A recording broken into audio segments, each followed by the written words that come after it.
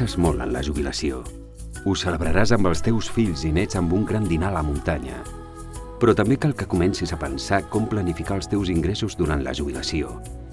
Com pots optimitzar fiscalment el cobrament del teu pla de pensions? El pla de pensions es pot recuperar de 3 maneres: en forma de capital, tot d'una vegada, de mica en mica, en forma d'ingrés mensual, o de manera mixta, una part de cop i l'altra en forma de complement mes a mes.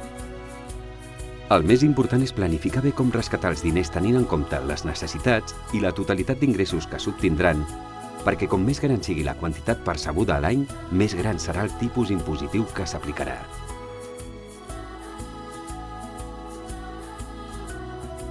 Vidacaixa.